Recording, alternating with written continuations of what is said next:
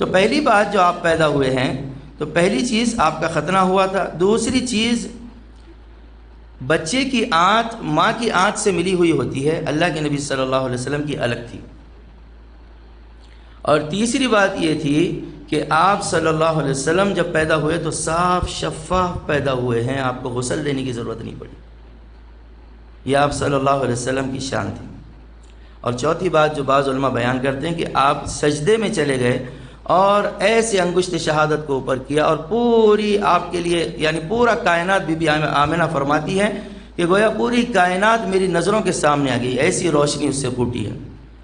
اور چھت جو ہے ایسے محسوس ہوا کہ گھر کی چھت پھٹی ہے، اور اس میں سے ایک بادل کا ٹکڑا اندر آیا، اور اس ٹکڑے کے اندر سے آواز آئی طوفوا بہ مشارق الارض ومغاربہا لیعرفوا باسمہ ونعتہ وصورتہ وآتوہ خلق آدم ومعرفة شیس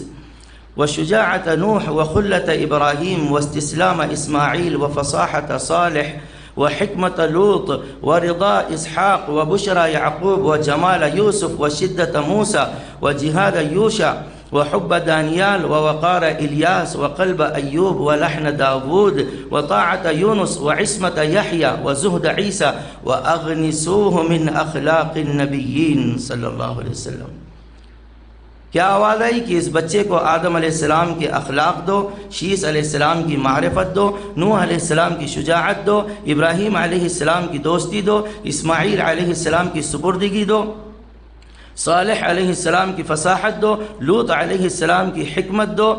اور اسحاق علیہ السلام کی رضا دو، یعقوب علیہ السلام کی خوشخبری دو، یوسف علیہ السلام کی خوبصورتی دو،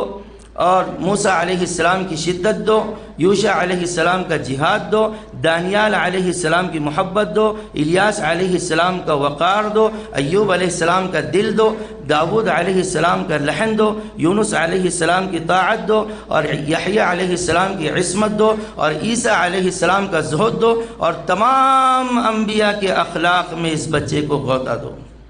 یہ ہے محمد رسول اللہ صلی اللہ علیہ وسلم. اگلا مرحلہ